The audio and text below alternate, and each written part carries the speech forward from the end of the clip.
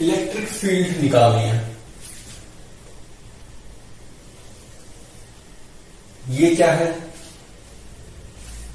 Uniformly charge wire है, plus lambda coulomb से, finite length है इसकी, फाइनाइट लेंथ, कोई लेंथ गिवन हो तो परपेंडिकुलर डिस्टेंस डी पे निकालनी है इलेक्ट्रिक फील्ड, यहां पर निकालनी है मान लो। तो कैसे निकालें? तो अब ये मान लो वाई डिस्टेंस पे जाके एक मैंने एलिमेंट ले लिया डी वाई, ये हो गया डी वाई, और ये वाई डिस्टेंस पे जाके ले लिया। तो इसकी वजह से इलेक्ट्रिक फील्ड कैसे होगी? ऐसे होगी, ये एंगल मान लो थीटा, तो ये थीटा होगा, और ये कितना सबटेंड करेगा? D theta. यहां पर इस पी पॉइंट पे निकालनी थी डी मीटर दूर। तो कैसे निकालेंगे?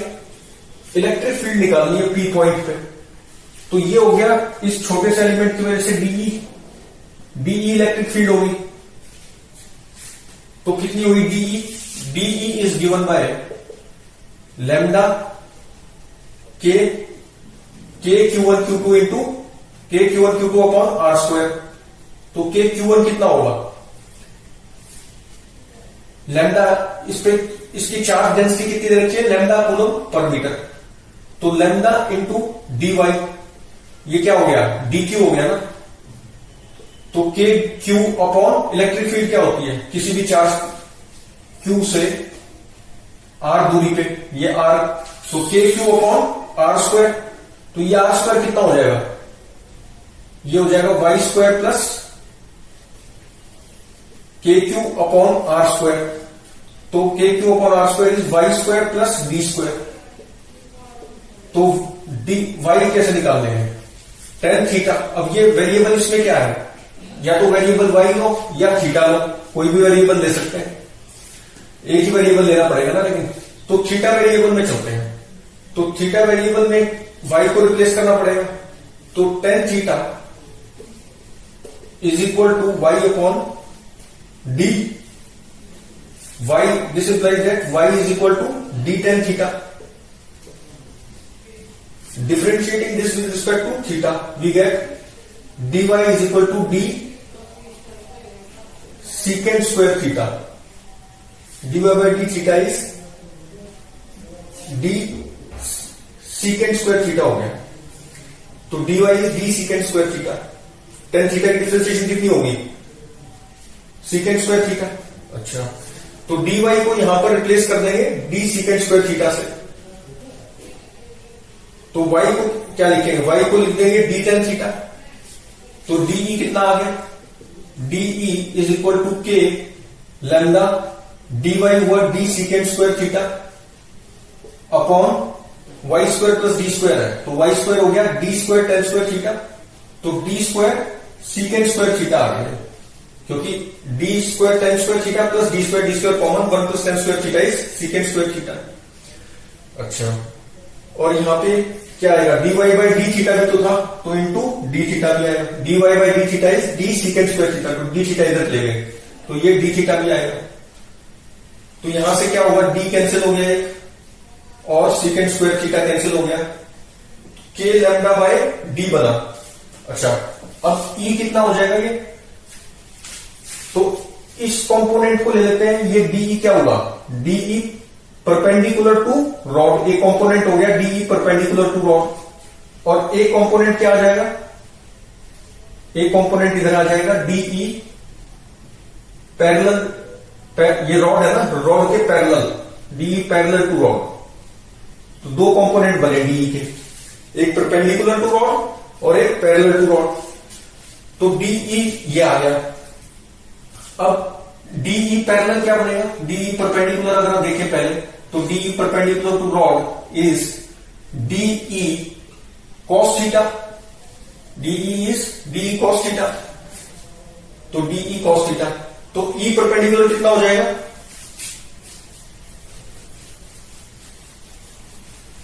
ई perpendicular is integration of this D E perpendicular that is equal to D E कितना है के लैम्डा बाय के लैम्डा बाहर आ गया K lambda by D K lambda by D और ये डी थीटा था D theta cos theta D theta हो गया cos theta D theta and theta varies from ये थीटा कहां से कहां जाएगा। अब ये फाइनाइट लेंथ है तो एक को तो ले लेंगे ये है ना डी थीटा और ये पॉइंट पी था तो एक तो जाएगा यहां तक टॉप वाले एंड तक तो कितना हो जाएगा ये वाला थीटा ये कहां से है परपेंडिकुलर जो लेंथ है उससे थीटा टू मान लो और इस वाली ये कहां तक जा रहा है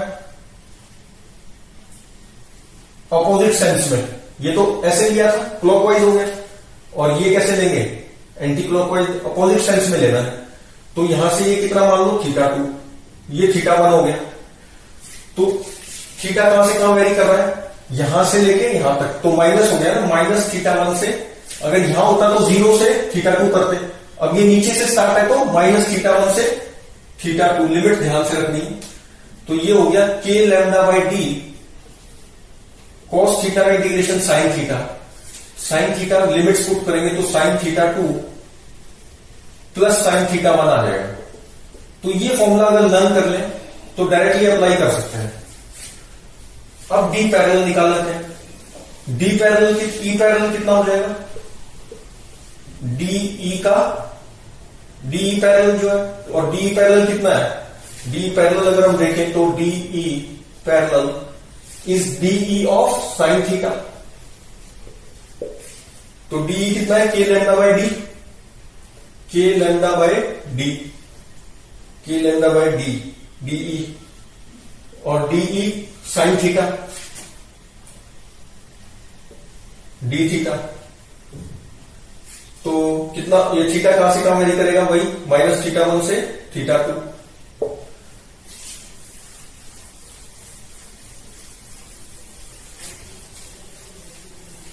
कितना आ गया K lambda by D sine theta का इंटीग्रेशन आया माइनस कॉस थीटा और लिमिट साइन माइनस थीटा 1 से थीटा 2 माइनस को अगर बाहर रख दो तो कॉस थीटा 2 लिमिट्स क्या आएंगी cos theta 2 minus of cos of minus theta 1 cos of minus theta 1 किसके बराबर है कॉस थीटा 1 के बराबर तो ये माइनस है तो ये कितना हो जाएगा माइनस थीटा 1 से थीटा 2 साइन थीटा का है माइनस कॉस थीटा तो ये कितना हो गया ये आ जाएगा कॉस थीटा नेगेटिव बाहर है ना तो ये क्या बन गया K lambda by D cos theta 1 minus cos theta 1 minus cos theta 2 अब थीटा 1 और अब ये सारा लर्न होने चाहिए ई पैरेलल और परपेंडिकुलर लेकिन इंपॉर्टेंट चीजों को समझेंगे कि कौन सी चीज फॉर्मूले में क्या है ये पता होनी चाहिए क्लियरली डी क्या है D is perpendicular distance from the finite length of rod of point P जहां पर निकालनी है उससे परपेंडिकुलर डिस्टेंस है डी दूसरा थीटा 1 थीटा 2 क्या है इस पॉइंट पी से जो परपेंडिकुलर डाल रखा है उससे एंगल है थीटा 2 लॉन्गर साइड की तरफ ये लॉन्गर साइड थी this is longer side from this point P and this is smaller side from this point P smaller length है ना ये और ये बिगर लेंथ तो बिगर लेंथ की तरफ एंगल क्या है ये थीटा 2 और स्मॉलर लेंथ की तरफ अपोजिट सेंस में एंगल है थीटा 1 तो ये इस तरह से लेने होते हैं तो कॉस थीटा 1 अब ये स्मॉलर की तरफ है तो ये पॉजिटिव आएगा स्मॉल वैल्यू है कॉस की स्मॉल वैल्यू क्या होगी ग्रेटर देन द कॉस की लार्ज एंगल की वैल्यू तो पॉजिटिव वैल्यू आएगी तो ये तभी तो यहां पर होगा डी पैरेलल अच्छा डी परपेंडिकुलर यहां पर होगा डी परपेंडिकुलर का फॉर्मूला क्या है ए लैम्डा बाय डी ये भी लर्न होना चाहिए थीटा 2 ये लेना है थीटा 1 अपोजिट सेंस में है और D is the perpendicular length तो फॉर्मूला ई परपेंडिकुलर और ई पैरेलल अगर लर्न होगा तो डायरेक्टली अप्लाई कर सकते हैं बार बार इंटीग्रेशन की जरूरत नहीं पड़ेगी। अब देखते हैं कैसे अप्लाई होगा क्वेश्चंस में कैसे अप्लाई करते हैं।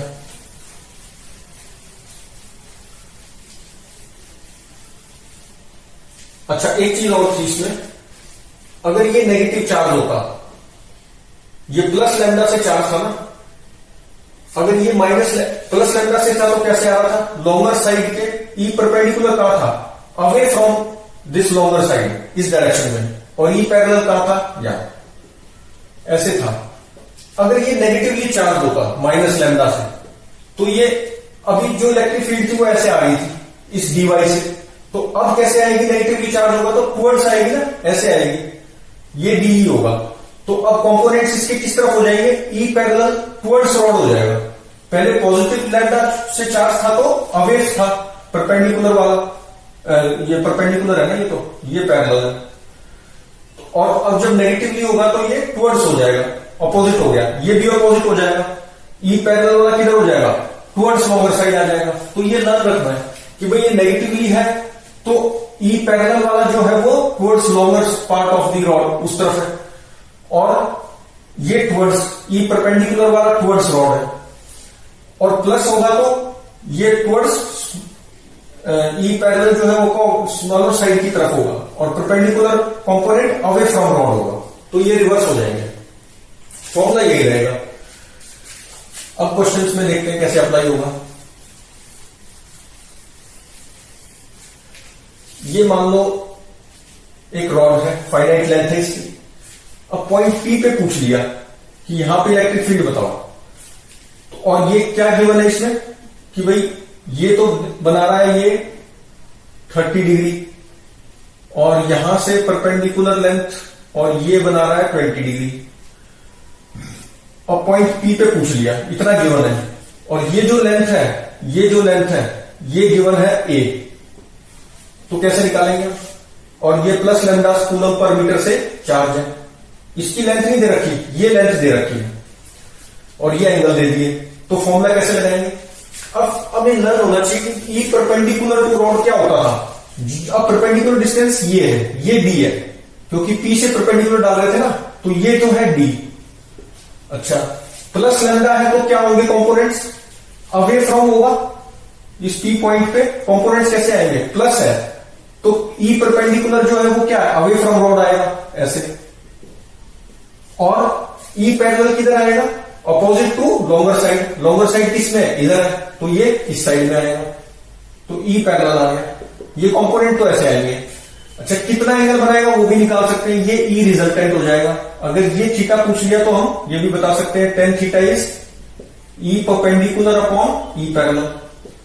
अच्छा, अगर ये माइनस लैम्डा कूलम होता तो कंपोनेंट कैसे आते, पैरेलल वाला टुवर्ड्स लॉन्गर साइड आता, मतलब रिवर्स हो जाता इस साइड, और ये किस साइड आता, नीचे की साइड आता, तो भी हम निकाल सकते थे थीटा जो भी है इनमें।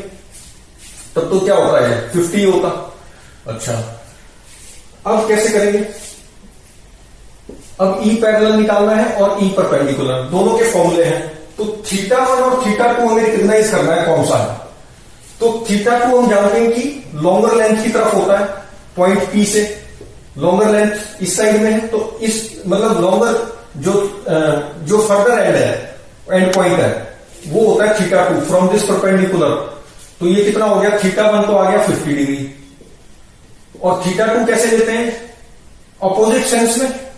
अब ये तो था थीटा 2, थीटा 2 कौन सा है, थीटा 2 सॉरी ये, और थीटा 1 कैसे लेते हैं, स्मॉलर की तरफ होता है, लेकिन ऑपोजिट सेंस में होता है, इस पॉइंट पी से इस लाइन से चलेंगे तो ऑपोजिट सेंस में, फिर मतलब ऐसे जाना पड़ेगा, ऐसे। तो ये एंगल हुआ, ये वाला एंगल अब कितना होगा, 50, तो ये वाला एंगल हो जाएगा ना बीच में, ये देखो, ये तो हुआ लॉन्गर एंड की तरफ, थीटा 2 हो गया 50 डिग्री।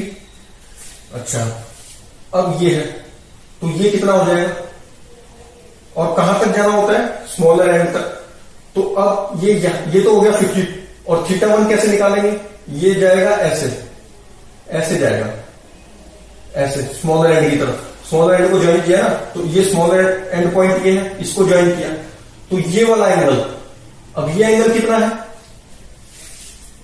ये एंगल कितना हो जाएगा, अगर ये वापस आता है ऐसे, ये एक्चुअली यहां से जाएगा ना, यहां से गया तो ये वापस से ये जो लाइन है ये यहां पहुंच गया, तो ये एंगल कितना हुआ,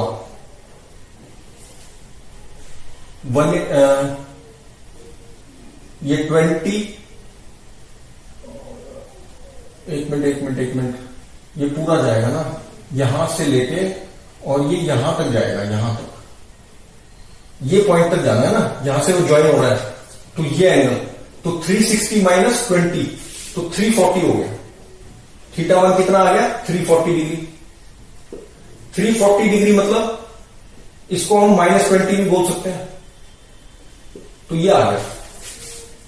अब इसमें ई पैरेलल कितना हो जाएगा, अब इसमें पुट कर देंगे, बस θ1 θ2 निकालने की जरूरत थी, तो ये तो cos -20 जो होता है वो sin -20, जब ये इसमें पुट कर देंगे बस फॉर्मूले में, θ2 में sin 50 और θ1 में sin -20। अच्छा, इसी तरह यहां पुट कर देंगे, θ1 में -20 मतलब क्या होगा, cos 20 हो जाता है, cos ऑफ -θ इज cos θ, और माइनस cos θ2 में क्या कर देंगे 50, जो भी आंसर आएगा वो ई पैरेलल परपेंडिकुलर हो गए। अगर ई रिजल्टेंट पूछा है तो ई रिजल्टेंट हो जाएगा under root of E parallel का स्क्वायर प्लस ई परपेंडिकुलर का स्क्वायर, तो जो निकाले हैं दोनों, यहां से हम ई रिजल्टेंट बता सकते हैं। अगर ये एंगल पूछा है तो ये भी बता सकते हैं, perpendicular upon E parallel component करके। अच्छा, इसी को अगर मैं मान लो यहां कर देता पी पॉइंट, फिर कैसे हो जाते θ1 θ2, ये मान लो ये यहां ले लेता मैं, ये पॉइंट पी पे निकालना है, ये ए दूरी पे है, तो ये परपेंडिकुलर ड्रॉप करो सबसे पहले, तो परपेंडिकुलर ड्रॉप करने के बाद यहां से एंगल चलेगा, अब ये लॉन्गर एंड है और ये प्लस लैम्डा, तो कैसे आएगा, परपेंडिकुलर तो हो जाएगा ऐसे, परपेंडिकुलर कंपोनेंट, और पैरेलल टू रॉड कंपोनेंट का हो जाएगा अवे फ्रॉम लॉन्गर एंड, वो इस साइड हो जाएगा ई पैरेलल। अच्छा, अगर ये माइनस लैम्डा कूलम होता तो ई पैरेलल इधर हो जाता और ये नीचे आ जाता, टुवर्ड्स रॉड हो जाता। अब ऐसे है। अच्छा, ये ए पॉइंट है, अब θ1 θ2 कैसे बनेंगे, θ2 का बनता है टुवर्ड्स लॉन्गर एंड, अब ये गिवन था, अब गिवन क्या था इसमें, ये गिवन था कि भाई ये तो दे रखा है 30 डिग्री और ये था अपना 20, तो अब θ2 फिर से कितना आ गया 50 डिग्री। अच्छा, θ1 कितना आ जाएगा, θ1 यहां तक पहुंचना है, यहां से चले और ये ऐसे पहुंच गए, तो फिर से कितना हो गया 20 का माइनस 360 से, तो 340 हो गया, तो फिर से कितना हुआ θ1 340 डिग्री, या इसको बोल सकते हैं -20, फिर से फॉर्मूले पुट करेंगे तो आंसर आ जाएगा।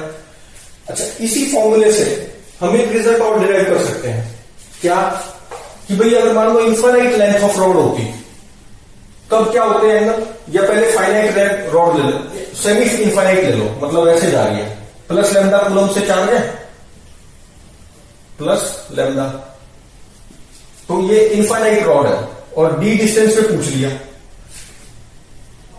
यहां से डी डिस्टेंस पे पूछ लिया, सेमी इन्फाइनाइट है, तो ये लॉन्गर डिस्टेंस है, तो लॉन्गर डिस्टेंस वाला क्या हो जाएगा, θ2 कितना हो गया, θ2 कितना हो जाएगा, ये वहां जाके मतलब बहुत दूर जाके मिलेगा, तो ये 0 ले सकते हैं, और θ1 कितना हो जाएगा ये, तो अब θ2 वो और θ1 ये इस तरह हो जाएगा